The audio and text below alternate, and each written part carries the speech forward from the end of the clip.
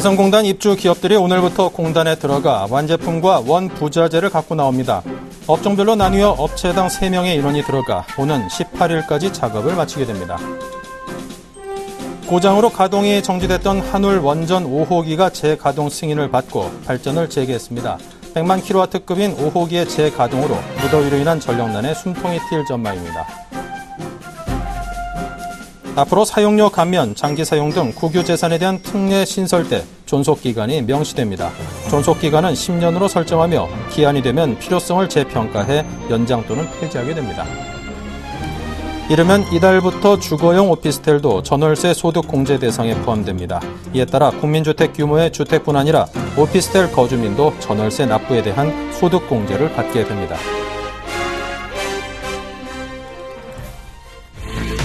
네, 시청자 여러분 안녕하십니까. 오늘장 내일장 윤동석입니다. 7월 12일 금요일 순서를 시작하겠습니다. 자, 먼저 오늘 우리장 코스피와 코스닥 양상의 흐름이 엇갈리고 있습니다. 지금 현재 시황은 어떤지 먼저 보죠. 네, 먼저 코스피입니다. 12.73포인트가 빠졌습니다. 1864.87로 어제 큰 폭으로 올랐던 것에 비하면 조금이긴 하지만 그래도 하락장입니다. 어제는 수급적인 면이 상당히 좋았었죠. 오늘 하루 만에 다시금 좀 반전이 됐습니다. 하지만 급격하게 돌아서진 않아서 다행이다 싶고요. 외국인이 164억 원, 일부안이 좀 많이 팔았네요. 650억 원어치를 내다 팔았습니다. 코스닥은 반면 오르고 있습니다. 3.64포인트가 올랐고요. 530선을 회복했죠. 수급적인 면을 보겠습니다. 역시 코스피보다는 코스닥은 어제의 수급적인 측면이 좋았던 것이 이어진 덕을 보는 듯합니다. 외국인과 기관이 모두 100억 원 미만이긴 하지만 쌍끌이 매수세입니다.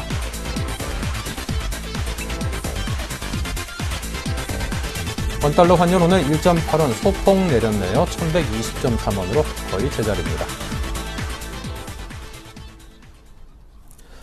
네, 어제 화끈했던 상승장을 오늘까지도 좀 이어가 줬으면 참 좋겠다 싶은 바람이었는데요. 아직까지는 좀 숨을 고르는 타이밍인가 봅니다. 오늘 양상의 흐름이 엇갈리고 있고요. 하지만 그 큰 폭이 그다지 크지 않게 떨어져서 다행이다 싶습니다. 애써서 좀 긍정적인 밝은 면을 찾아서 봐야 할 때가 아닌가 싶네요. 자, 오늘장 내일장 일부 주요 내용들 보겠습니다.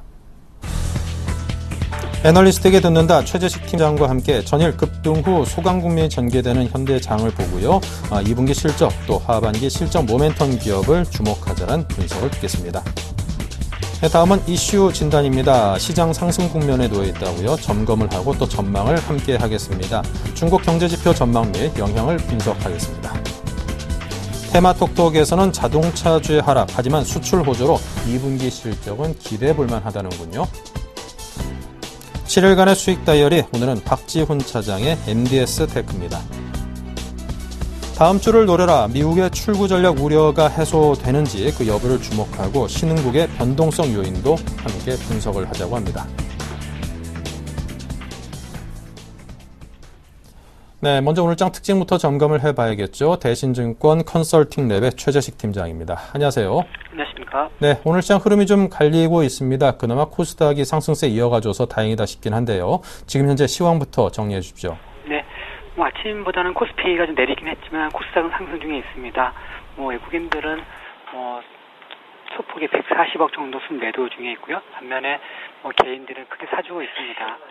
오늘은 중국의 8대 도시 신차 구매 제한 정책으로 인해서 자동차주가 크게 하락하고 있습니다. 네. 자, 자동차주의 하락으로 오늘 우리 코스피 쪽이 좀 약세를 보이는 그 원인 진단을 해주셨습니다. 자, 다우지수가 장중 최고가가 15,542 거의 다가왔었는데요. 자, 기술적으로 미국 증시가 새로운 역사를 다시 쓸 가능성이 점쳐지고 있습니다. 이와 관련해서 분석을 들려주십시오. 네. 일단 다우지수 종가 기준으로는 사상 최고가 경신이 나타났지만 장중 최고가는 아직 돌파를 하지 못했습니다. 현재 다우지수 같은 경우에는 관해수 구간에 거의 이제 주간상으로 임박을 한 상태에 있고요. 그리고 볼린저 밴드 상단에 거의 임박을 했습니다. 그리고 4월달 이후로 하락 역별 과정에서 있기 때문에 연속적으로 신고가 행진을 지속할 가능성은 저는 낮다고 판단하고 있습니다. 그래서 금주에는 상당히 종가상으로 신고가 경신이 나타났지만 숨을 고르는 과정이 있지 않을까 싶고요. 물론 중장기 상승 추세에서의 뭐 숨고르기 제한된 박스권 과정에서 판단함에 따라서 조정 시 미국 증시 관점에서는 긍정적으로 봐도 되지 않나 싶습니다. 네. 자, 전일에는 버냉키 효과의 덕을 톡톡히 봤습니다. 옵션 만기임에도 불구하고 부정적인 쪽으로 악영향을 끼치진 않은 덕도 봤고요. 자, 외국인이 현 선물을 크게 순매수했다고 하는데 앞으로 외국인의 매수세가 지속될지 여부에 대해서 관심이 큽니다. 오늘도 일단은 코스닥에서는 좀 사들이고 코스피에서는 팔아도 그렇게 많이 안 팔아서 살짝 좀 기대를 가져볼 만도 하겠다 싶은데요. 어떻게 전망하고 계시는지요? 네. 일단 버냉키 의장이 QE 축소에 대한 과민 반응을 상당히 안정시켰고 중국의 2분기 경제 성장률 부진이 이미 주가에 반영되었고 또 리커창 총리는 7.5% 성장률 하한선을 올해 사수할 거라는 천명을 한 바 있습니다. 그래서 단기적으로 강달러 흐름이 진정됨에 따라서 외국인 현물 수급 개선은 좀 더 이어지지 않을까 싶습니다. 선물 측면에서 본다면 어저께 외국인들은 신규 매수 를 통해서 많은 선물을 매수했었는데 지속적인 매수 가능성은 좀 더 살펴봐야 되지 않나 싶습니다. 일단 외국인들 선물 순매수는 신규 매수 세력이라 해서 신규 매수의 연속성은 미지수인데요. 만약에 단기 투자자라면 신규 선물 투자 매수 세력들은 다시 매물 내놓을 가능성이 있어서 만기 후폭풍이 나타날 수 있습니다. 오늘 일정 수준 나타나고 있는데 외국인들이 1,800계약 정도 소폭 매도 중이라서 아직 크진 않는데요. 향후 어저께 매수한 선물 신규 매수 세력이 장기 매수 세력이 더 많이 가까워졌다면 선물 신규 매수 세력은 추가적으로 예상이 되고요. 또 기존 선물 매도 세력의 청산까지 겹쳐서 베이시스 급등할 가능성이 커집니다. 그래서 앞으로 수일 동안에 외국인들의 그 선물 매매 흐름이 중요한 것 같고요. 오늘은 아직까지는 관망 정도로 봐주고 있습니다. 그래서 전체적으로 외국인들 현선물 쪽에서는 아직 기대할 부분이 있는 것 같고요. 그리고 관심 종목으로는 2분기 실적도 나쁘지가 않고 하반기 실적 모멘텀이 좋은 기업을 주목하고 있는데 롯데 하이마트라든지 스카이라이프, LG생명과학, 롯데칠성, 다우기술 이렇게 주목하고 있습니다. 네. 자, 중국의 경기가 좀 어느 정도 좀 성장세가 좀 둔화되는 느낌입니다. 미국에서 양적 완화 정책을 펼치는 것과 궤를 같이 해서 중국에서도 경기 부양책에 대한 시책에 대한 기대감이 좀 높아지고 있는 것도 사실이고요. 자, 이제 다음 주에 중국의 어떤 경기 실적이 발표되는 것이 그 분수령이 되지 않겠는가라는 그런 기대감도 갖고 있습니다. 아무래도 리커창 총리가 어떤 경제 정책을 펼쳐에 대해서 관심이 높은데, 자, 그런 효과에 대한 진단을 좀 하고 계시는지 들려주시기 바랍니다. 네, 다음 주 월요일날 이제 그 2분기 경제 성장률 지표가 나오는데 아마 그날 나오는 월간 경제 지표보다는 그 종합적으로 반영된 GDP 성장률표가 중요할 것입니다. 아마 지금 컨센서스가 7.5%까지가 나와 있고 또 올해 경제 성장률을 일부 IB라든지 이런 데서는 7.3에서 7.4%까지 계속 하향 조정하고 있습니다. 그래서 최근에 중국의 경제 부진에 대해서는 시장에 많이 알려졌고 많이 반영된 것 같습니다. 그래서 다음 주 월요일날 7.5% 전후로 나온다고 하더라도 그 시장에 미치는 단기 악재 영향력은 크지 않을 거라 생각이 듭니다.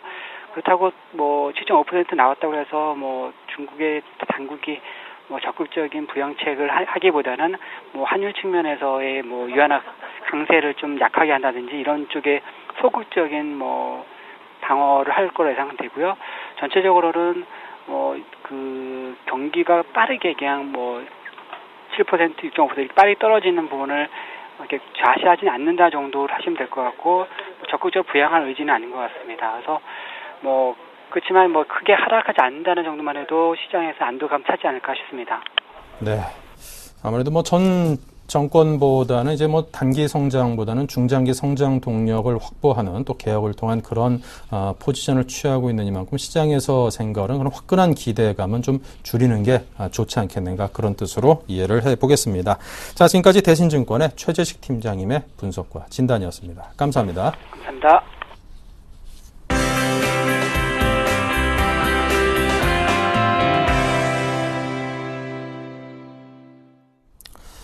네, 어제 이어서 오늘도 우리 증시의 모습이 뭐 그다지 나쁘진 않습니다. 어제 많이 올랐던 것에 비하면 코스피의 하락 조정도 폭이 그다지 크지 않아서 다행이다 싶고요. 코스닥은 상승세를 이어가고 있기 때문에 좀 다행이다 싶습니다. 제 개인적인 온도입니다. 느끼는. 자, SPM의 김영진 대표께서는 과연 어떤 생각을 하고 계신지 궁금한데요. 연결해 보겠습니다. 안녕하십니까? 예, 안녕하십니까? 네.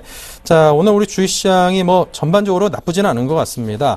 하지만 뭐 전반적으로 좀 불안불안하기도 하고 오늘 뭐 중국에서 자동차주에 영향을 미칠 만한 그런 악재도 톡톡히 겪고 있고 하다 보니까 시장의 불안감만큼은 여전하다 이런 생각이 드는데요. 현 시장의 흐름과 앞으로 향후 전망 어떻게 잡고 계시는지 진단해 주시기 바랍니다. 예, 코스피가 이 단기 수렴 과정 이후에 시세가 발산되는 모습이 어제 강하게 나타났다 이렇게 볼 수가 있겠고요.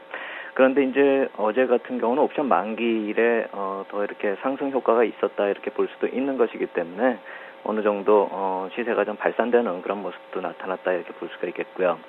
7월 3일 이후에 그러니까 이번 주 초반이나 지난주 후반부터의 모습을 놓고 보면은 1820에서 30포인트 레벨을 중심으로 해서 수렴 과정이 계속 진행이 돼 왔었고요.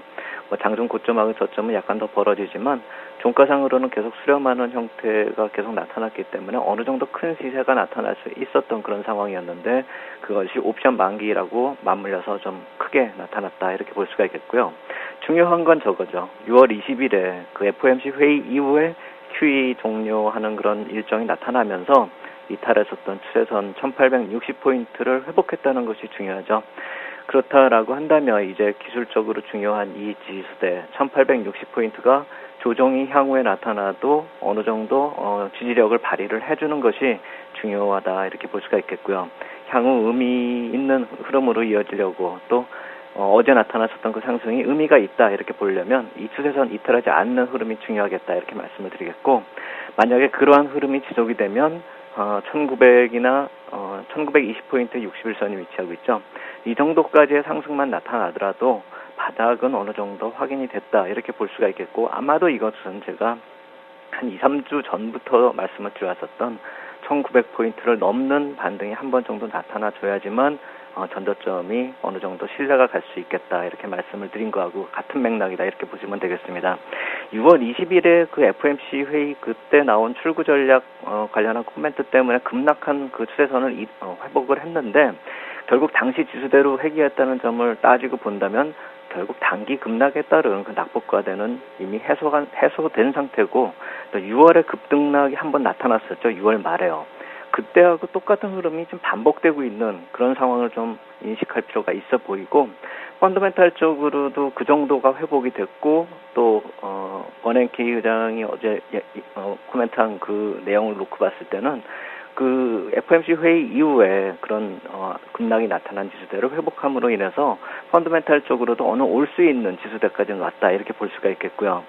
전체적으로 우리 시장 내부의 수급을 놓고 봐도 이 대차 잔고가 어느 정도 정체가 되고 있는 게 언제부터인가 놓고 보면은 그 1870포인트 이하에서는 대차 잔고조차도 정체가 되고 있다. 결국 단기적인 그 투기적인 매도 세력들도 그 매도 압력이 좀 완화되는 구간이 1870포인트 이하라는 점을 놓고 본다면 단기적으로 압력이 완화되는 상황에서 기술적으로 조금만 이렇게 호전이 나타나도 1870포인트까지는 반등이 나타날 수 있겠다.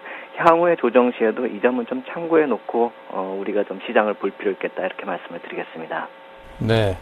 자, 이제 외국인의 매수세가 좀 본격적으로 들어와 줘야지 우리 증시도 함께 본격적인 회복 국면을 보일 것으로 내다 보이는데요. 자, 앞으로 매수세를 좀 기대해 봐도 될까요? 오늘은 거래소 소폭 매도를 하고 있는 그런 모습이 나타나고 있고요. 선물도 뭐 크지는 않지만 매도 반전한 그런 흐름이죠. 어제 거래소에서 뭐 3천억 가까이 매수가 들어오고 코스닥 400억 매수, 선물 뭐 8,000개 가까운 매수 이렇게 모두 다 매수한 그런 모습하고 본다면은 아직은 신뢰성이 좀 떨어진다. 불확실성이 좀 잠재돼 있다. 또 환경 요인들 중에 또 그런 요소들이 잠재해 있다는 것을 이 수급이 얘기하고 있는 것이 아닌가 하는 생각이 듭니다. 외부적인 모멘텀 요인으로 한번 보면은요. 글로벌 유동성 흐름을 좀 수치로 확인할 수 있는 미 국채 금리가 최근에 두 번째 급등을 하면서 2.73%를 지난 주말에 기록을 했었죠. 6월 말에 2.62%까지 상승하고 다시 또 고점을 높이는 그런 모습인데 이런 추세적인 미 국채 금리 상승 흐름이 이 달러 강세 흐름이 병행되고 있다. 이런 점에서 놓고 본다면 글로벌 유동성 흐름에 부정적 요인으로 작용될 환경 요인이 지속되고 있다. 이 점을 봐야 되는 것이고 그것이 이 외국인 매수세 회복을 빠르게 작동시키지는 못할 것이다라는 그 근거가 될 수가 있을 것입니다. 우리 시장이나 또는 이머징 마켓으로 유동성이 유입되는 모습이 지속될 것이다. 이렇게 볼 주변 환경이 아직은 아니다. 이렇게 생각이 들고요. 다만 지난 6월에도 그런 모습이 나타났고 이번에도 비슷한 양상이 반복이 되고 있는데 단기적으로 이렇게 흐름이 반전돼서 매수가 들어오거나 아니면 강도가 좀 탄력적으로 변화되는 모습이 향후에도 언제든지 나타날 수 있고 또 그러한 요인들이 변동성 확대 요인으로 지속적으로 시장에 작용될 가능성이 있다. 이 점을 살펴봐야 되겠고요. 결국 한번 우리가 이 미 국채 10년 만기 수익률 이 표를 한번 보면서 말씀을 드린다면요. 지난 6월에도 마찬가지 현상이 나타났고 이번 주에도 마찬가지 현상이 나타났었는데 그게 뭘 말하는가 하면은 저 빨간 원 두 개 중에서 왼쪽 원이 6월 달이고 오른쪽 원이 이번 달이다 이렇게 보시면 되겠는데 급등락을 이 역시 마찬가지로 국채 수익률도 반복을 하고 있죠. 직전 6월에 저 빨간 원의 그 내부에서는 외국인 쪽에서 금리가 정점을 친 이후에 거래소 시장에서 한 6천억 정도를 매수를 하고 선물 6천 계약 정도가 단기적으로 매수가 들어왔죠. 이번에도 금리 고점 형성한 이후에 다시 금리가 상승 흐름을 보이기 전까지 이런 단기적으로 또 수급의 호전이 나타나고 있다. 이렇게 볼 수가 있는 것이죠.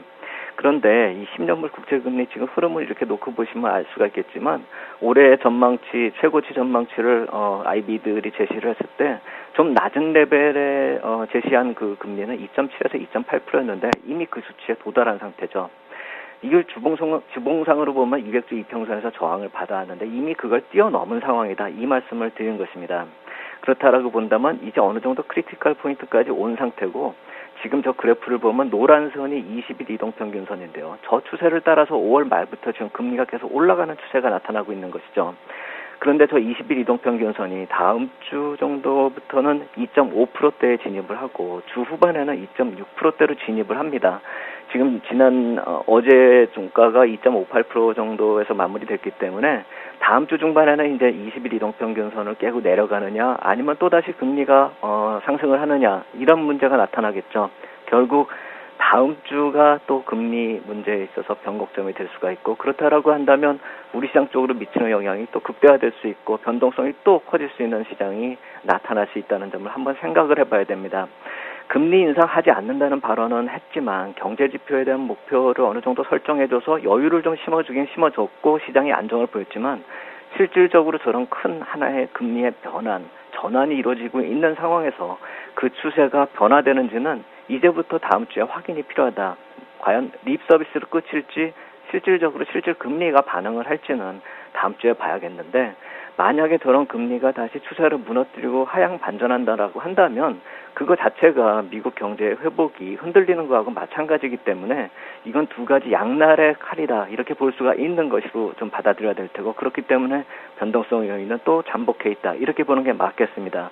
일단 저 상승 추세 벗어난다라고 한다면 오히려 우리 시장 쪽으로는 단기적인 충격이 나타날 수 있어도 유동성 흐름의 반전을 기대할 수가 있겠는데 그러한 반전이 만약에 나타나지 않는다면 중장기적으로 QE 종료에 대한 부담은 시장에 계속 작동이 될 수 있는 그런 상황으로 이어갈 것이고 그 간간이 나타나는 저런 붉은 원의 사이에서 나타나는 간간이 나타나는 베어마켓 랠리 정도로 한번 생각해 볼 필요 있고 전략을 그렇게 꾸려나갈 필요가 있겠다 이렇게 말씀을 드리겠고요.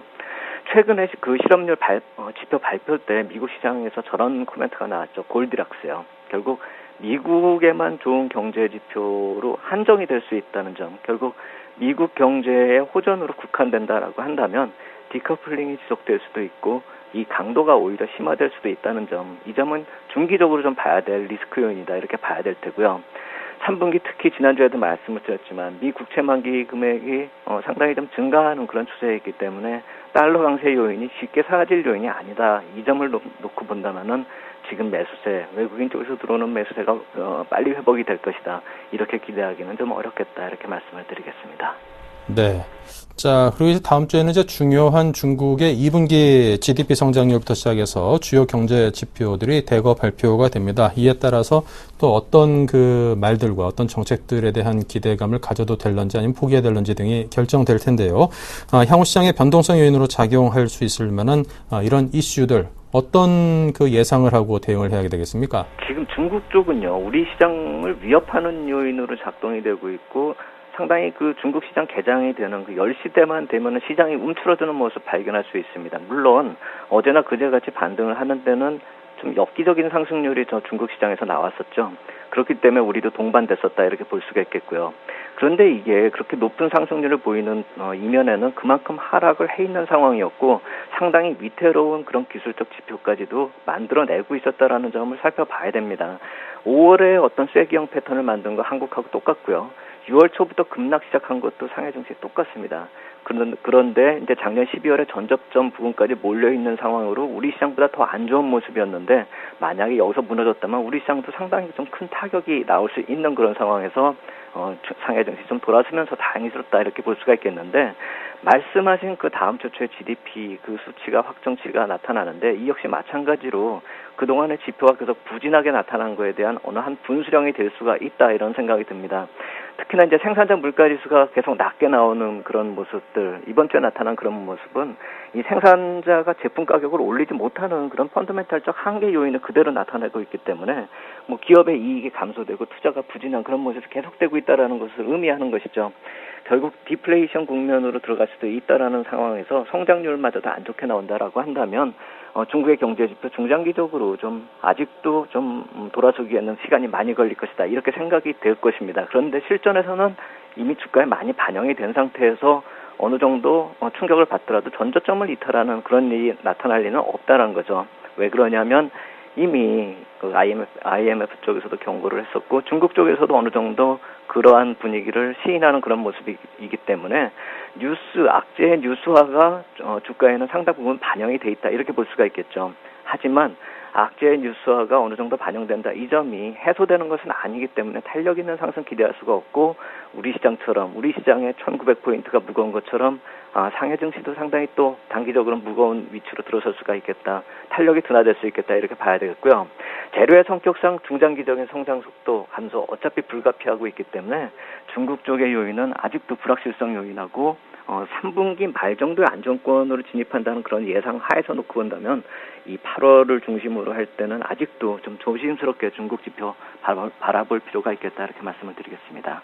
네. 자, 끝으로 포트폴리오 정리와 함께 대응 전략을 말씀해 주십시오. 예, 아까 말씀드린 그런 모든 것을 종합해 보면 1870에서 1920포인트 구간은 분할 현금화 구간이다 이렇게 생각이 됩니다. 그렇기 때문에 IT나 화학산업이나 금융이나 이 모든 것 쪽에서 한 5%씩을 줄여서 현금을 50%까지 확보하는 분할로 현금화를 하는 그런 매도 전략이 필요하겠다 이렇게 말씀을 드리겠고요.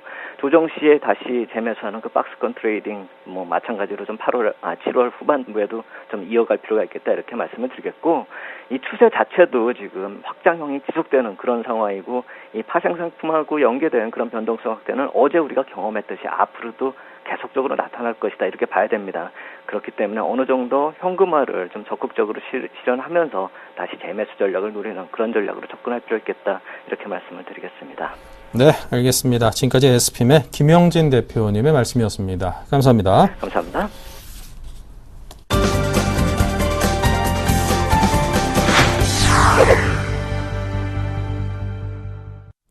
네, 계속해서 테마톡톡 시간을 통해 오늘 가장 이슈가 된 테마는 어떤 것인지 이야기 들어보겠습니다. 중국이 자동차 구매 제한 정책을 확대한다는 그런 소식이 들려왔죠.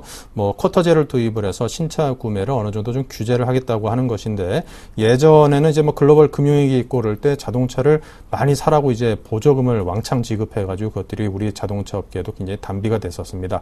그 반대 상황이 벌어지면서 오늘 현대차, 기아차 등등이 한 5, 6% 정도의 급락을 면치 못하고 있습니다. 자, 이와 관련해서 한국밸류 21의 이득호 대표를 연결합니다. 안녕하세요. 반갑습니다. 네.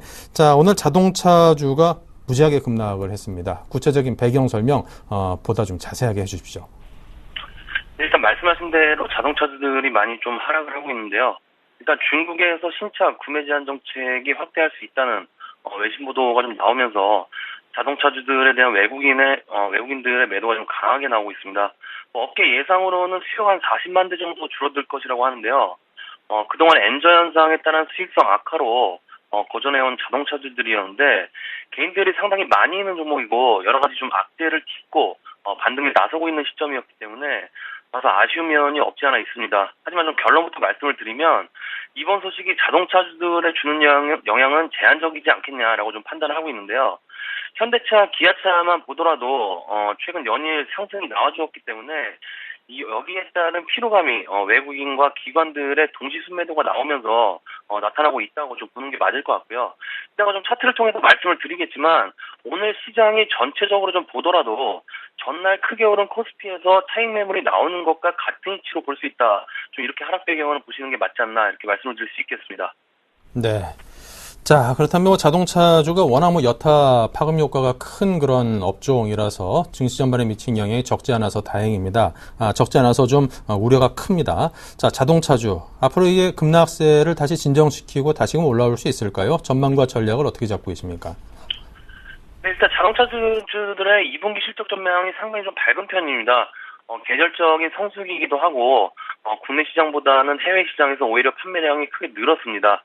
현대차 같은 경우에는 사상 최대 실적 달성이 상당히 유력하다고 시장 컨센서스에도 나와 있는 상황이고요. 그동안에 중국 시장에서의 선전이 이어졌었기 때문에 이번 신차군의 제한 정책에 대해서 민감하게 반응한 것은 아닌가라고 좀 생각이 드는데요. 일정 부분 타격은 어쩔 수 없겠지만 이번 정책은 없던 정책을 새로 만드는 것이 아니라 기존에 있던 정책을 8개 대도시로 확대하는 것입니다. 우리나라 자동차 기업들이 중국 중소도시에서 대한 공약을 꾸준히 해왔고 매출량의 큰 비중이 여기서 발생한다고 하니까 너무 큰 걱정할 필요는 없을 것 같고요. 주말 사이에 시장에 큰 타격을 줄 만한 악재가 터지지 않는 이상 오늘 하락은 조만간 좀 만회라는 흐름이 나오지 않을까 싶습니다. 가장 크게 신경 쓰이는 부분이 엔달러 환율인데요. 엔달러 환율이 너무 오르면 자동차주들의 주가가 떨어지는 것을 막을 수가 없게 됩니다. 약간의 환율 변동으로만으로도 수천억이 왔다 갔다 하는 워낙 큰 시장이기 때문에 신경이 쓰이지 않을 수가 없는데요. 그동안 풍파를 겪으면서 이제는 심리적으로도 어느 정도 내성이 생겼기 때문에 과거와 같이 20%, 30% 급격한 하락이 나올 가능성은 좀 낮다라고 좀 봐도 된다라고 말씀을 드릴 수 있겠고요. 그리고 아베노믹스가 우려가 지배했던 지난 5월과는 상황이 좀 많이 달라졌죠. 버냉키 쇼크로 코스피 지수가 1800선 아래로 급락했을 때도 자동차주들이 버텨냈던 전력이 있고요. 그 힘은 역시 실적 개선의 기대감이었는데 일단 지금의 위기만 잘 넘기면 다시 견조한 흐름이 나올 가능성이 높다라고 보고 있는데 일단 차트를 통해서 한번 말씀을 드리면 현재 보고 계시는 차트가 현대차 주봉 차트입니다. 2012년 하반기에 27만 원 고지를 경신을 했다가 상승과 하락을 반복을 하면서 만들었던 매물벽이 있습니다. 바로 25만 원 가격권인데요. 2012년도부터 지속적으로 이 가격권을 돌파를 하지 못하면서 이번 2013년도에도 주가가 상승할 때도 이 25만 원권을 돌파하지 못하면서 현재 23만 원 매물벽에 부딪히는 모습을 보시고 계실 겁니다. 그래서 이번 상승 때 이번 23만 원의 벽을 돌파를 했다면 25만 원 고지도 보실 수 있는 위치였는데 큰 저항을 이겨내지 못했기 때문에 하락하는 건 당연한 거라고 좀 보여지고 있고요. 또 근데 너무 과도하게 하락하고 있죠. 6% 정도 하락을 하고 있는데 또 오늘 한 주를 마감하는 금요일인데도 불구하고 주봉상 상당히 안 좋은 아래꼬리 없는 음봉이 나와주고 있기 때문에 현재 위치에서 중요한 건 어디까지 하락하냐겠죠. 사실 일봉 차트를 좀 넘어가서 보여드리면 현재 3일선, 5일선을 타고 가다가 현재 21선 라인까지 이탈한 상황인데 이렇게 한 방에 세른봉 형태로 꺾어버리면 사실상 추세 전환이라고 볼 수 없는 캔들의 모습인데 일단 지난번 저점이 19만 원 후반대부터 20만 원 초반대까지는 하락이 좀 나와줄 것으로 좀 판단이 되고 있습니다. 현재 21선을 이탈을 하면서 급락이 진행이 되고 있기 때문에 121선도 잠시 이탈하는 흐름이 나올 가능성도 열어두셔야 할 것 같고요. 그래서 신규 매수를 생각하고 계시는 분들이라면 일단 떨어지는 칸날은 잡지 마시고 다음 주 흐름을 지켜보시면서 19만 원 후반에서 20만 원 초반대에서 분할 매수하는 관점에서 접근하시면 좋을 것 같다. 이렇게 말씀을 드리면서 정리를 해드리도록 하겠습니다. 네, 자동차주 좀 더 지켜보라는 말씀하셨기 때문에 추천 종목은 없는 채로 오늘 자동차 업종에 대한 테마 톡톡을 여기서 마치겠습니다. 한국별로 21의 이득호 대표님과 함께했습니다. 감사합니다. 네, 감사합니다.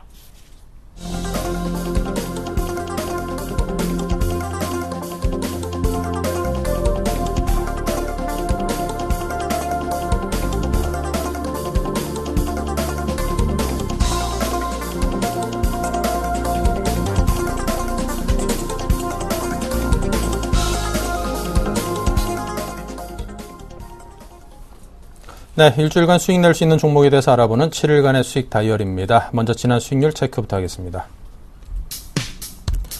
네, 수익이 현재 전진우 팀장이 아모텍이 9.6, RFCM이가 6.6% 올라 있습니다. 대한전선이 0.2% 소폭 상승으로 살짝 줄어들었고요.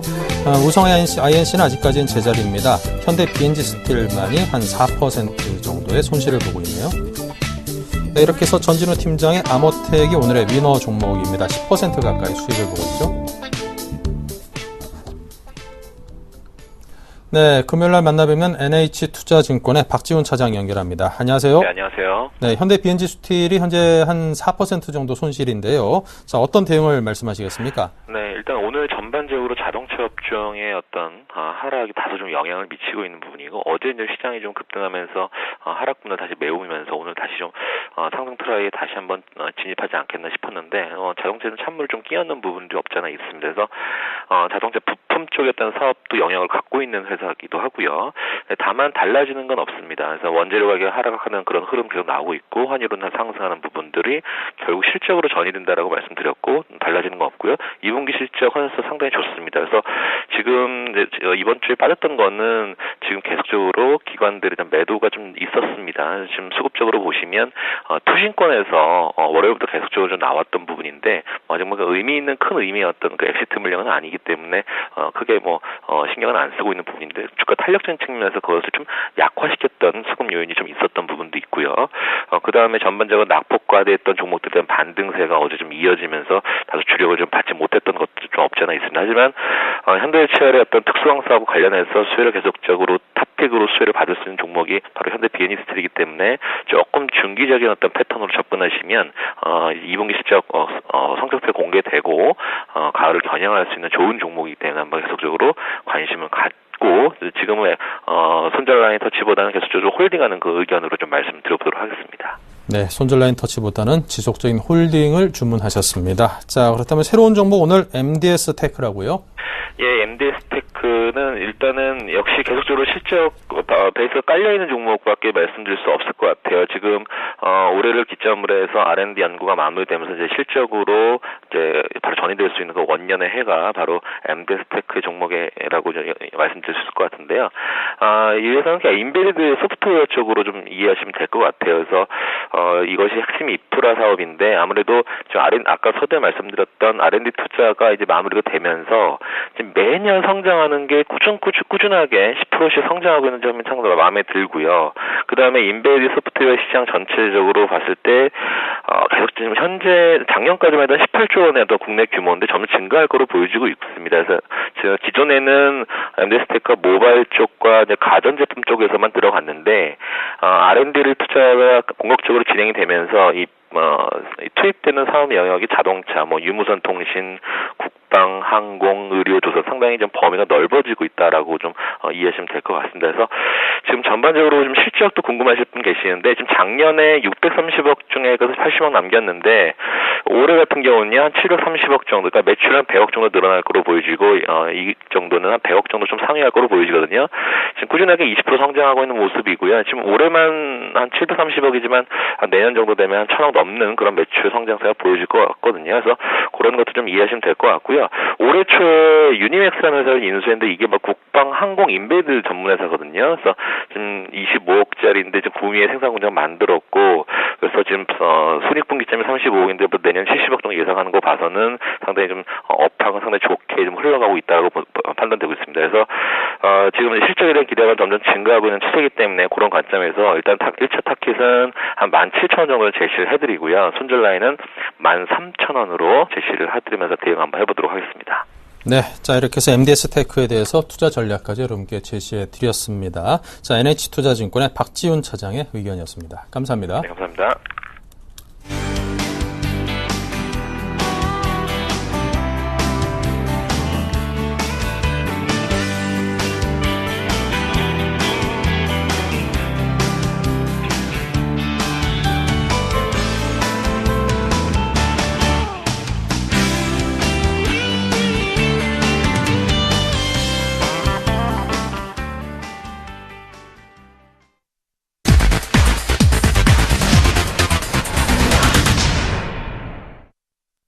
네, 매주 금요일마다 튼실한 다음 주 준비를 하게끔 도와주시는 다음 주를 노려라의 JB스탁 박영인 전문가 모셨습니다. 어서 오십시오. 네, 안녕하세요. 네.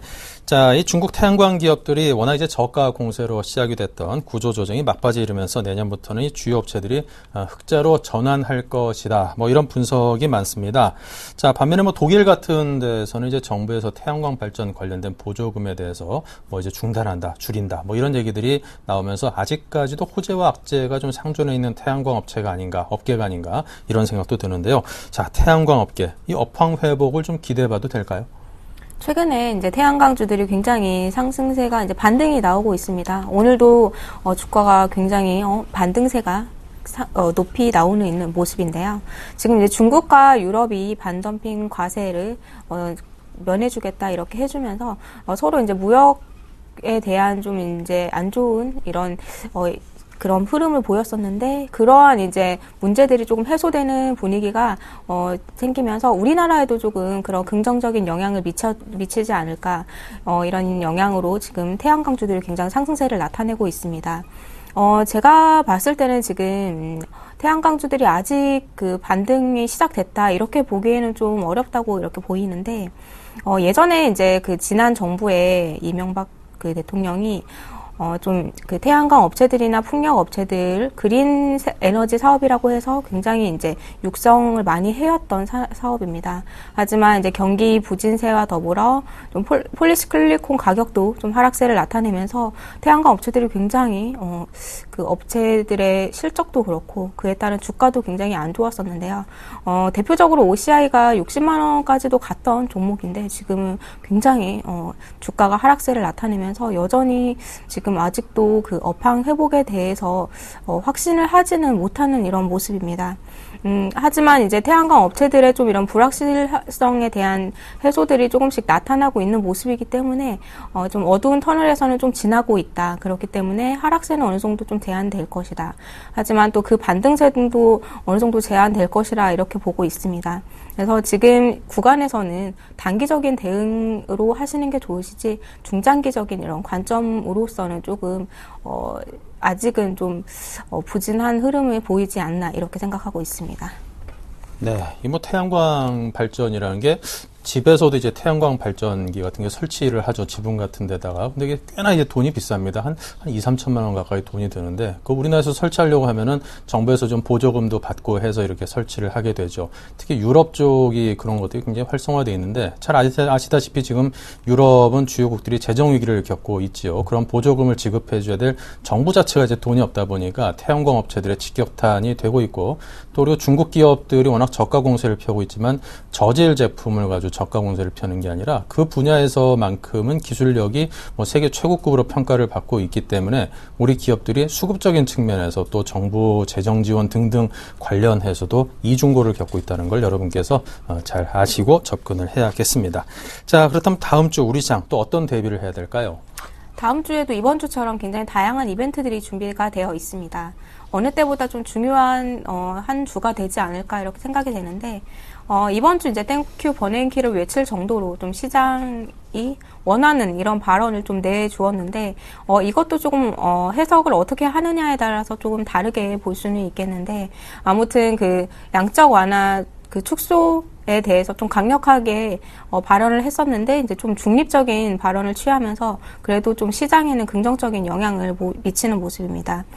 이런 좀 이제 다음 주에 반기 보고서도 제출을 할 예정이고 또 연설에 대해서도 이 같은 이제 기조를 이어갈 것인지에 대해서 좀 발언을 할 예정입니다. 또 G20에서도 지금 그 관련해서 좀 이야기들이 나올 수 있는 만큼 이러한 좀 이벤트들을 좀 잘 체크를 해야 될 것 같고요.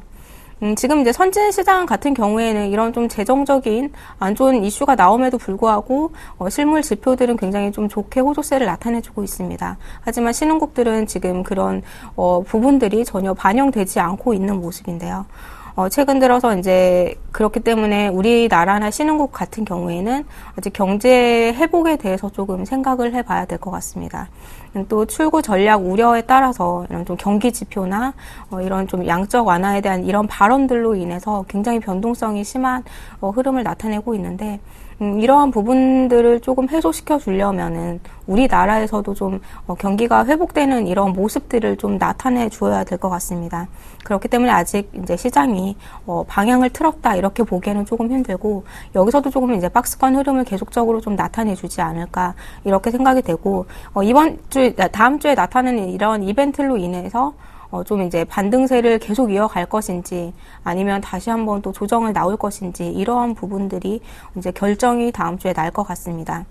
따라서 이제 좀 낙폭 과대한 업종들이 좀 이제 그 지수를 견인해주는 이런 한 주가 될 것으로 보이고 관심 업종을 좀 꼽아드리자면 지금 이제 여름철 성수기가 도래가 되는데 그로 인해서 좀 수혜를 받을 수 있는 여행 업종이나 아니면 지금 여름방학 수혜주 이런 부분들이 이제 포함되는 종목들을 좀 살펴보시면 좋을 것 같고 또 이제 그 양적 완화 이야기도 나오고 지금 금융주들이 다음 주에 미국 금융주들의 이제 실적 발표가 나옵니다. 그런 흐름에 따라서 금융주들도 한번 반등이 나올 수 있는 자리이기 때문에 금융주도 관심을 가져보시면 좋겠고요. 또 지금 2차전지 관련주도 굉장히 흐름이 좋게 나오고 있습니다.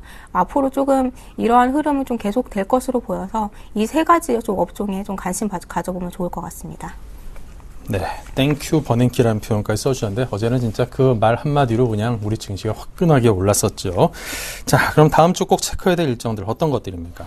7월 15일에는 중국 2분기 GDP 발표와 그리고 여러 경제 지표가 발표가 되고요. 7월 18일에서 19일까지는 G20 재무장관 회의가 준비되어 있습니다. 그리고 7월 15일에서 19일까지는 미국 기업 실적 발표가 준비되어 있습니다. 네.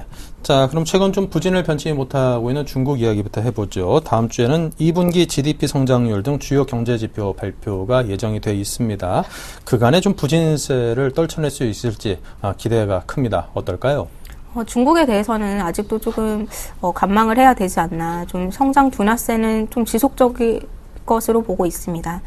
중국 2분기 경제 성장률은 지난달 대비 0.2% 하락한 7.5%로 전망이 되고 있는데 그런 지금 지금 전망치에도 좀 미치지 못한다면은 앞으로 좀 중국 증시에도 조금 부정적인 영향을 미칠 것 같고요. 그리고 6월 산업 생산 전년 동 대비 9.1% 증가 전망이 되고 그리고 6월 소매 판매나 고정자산 투자도 증가세를 나타낼 것으로 보고 있습니다.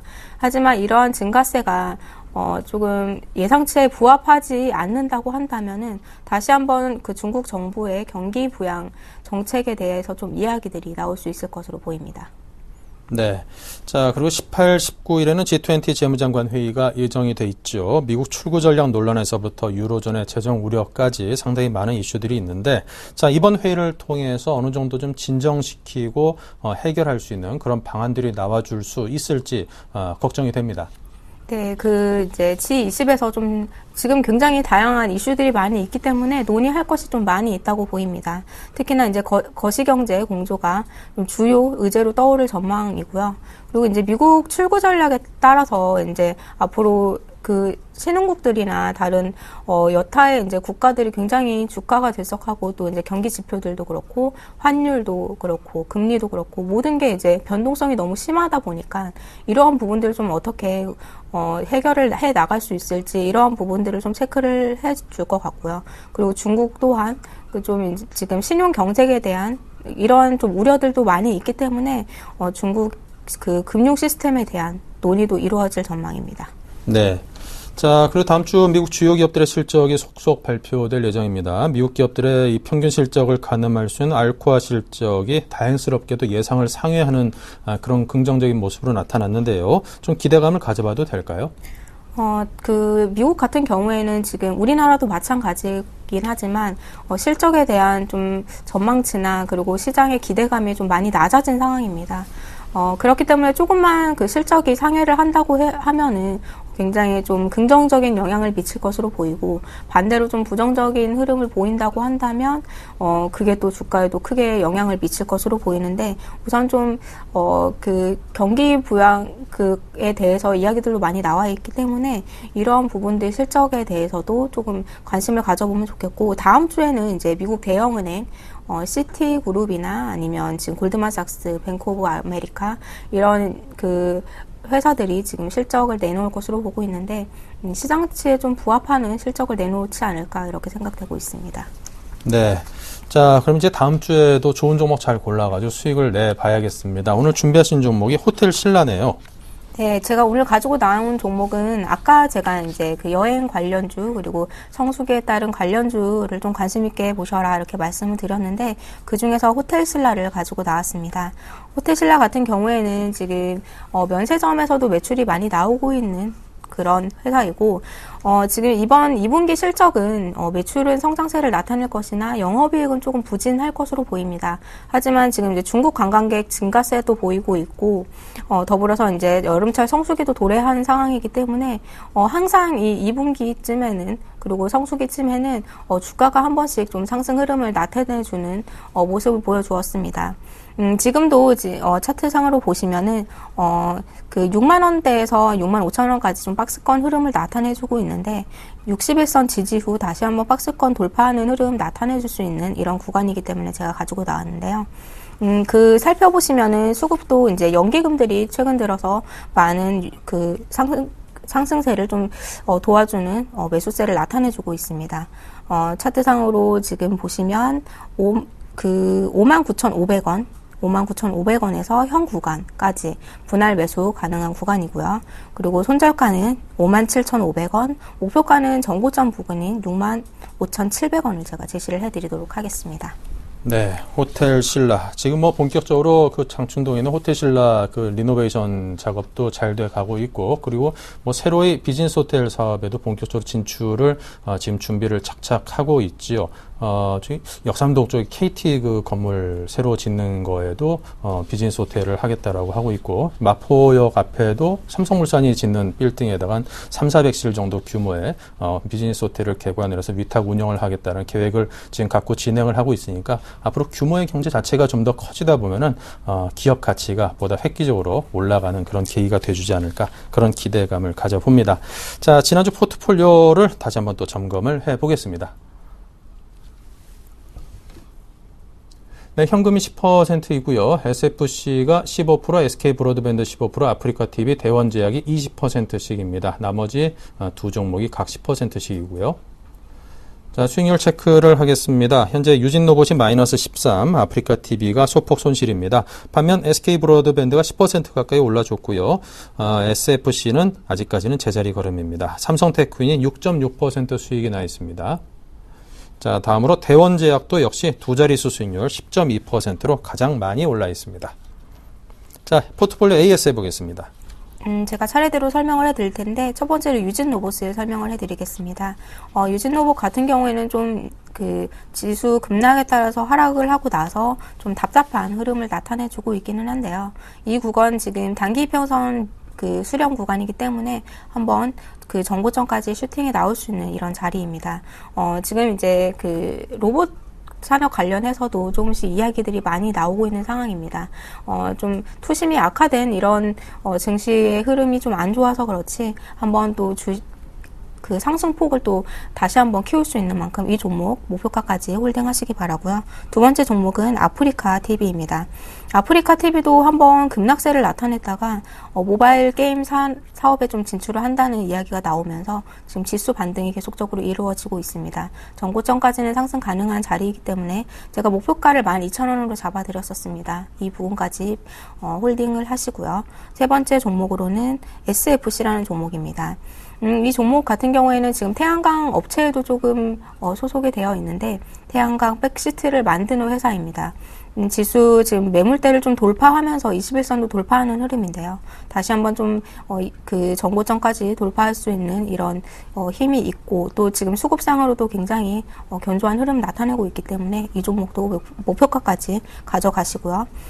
그리고 네 번째 종목은 대원제약이라는 종목인데 이 종목도 오늘 좀 상승세를 나타내다가 조금 장 후반에 이어서 좀 미끄러지는 흐름을 나타내고 있는데 다시 한번 여기 61선, 121선 지지를 받고 다시 한번 전고점까지 갈 수 있는 자리이며 지금 이제 제가 실적 시즌에는 좀 실적이 좋은 기업들을 많이 보라고 말씀을 드리는데 이 종목 굉장히 실적이 많이 나올 수 있는 회사입니다.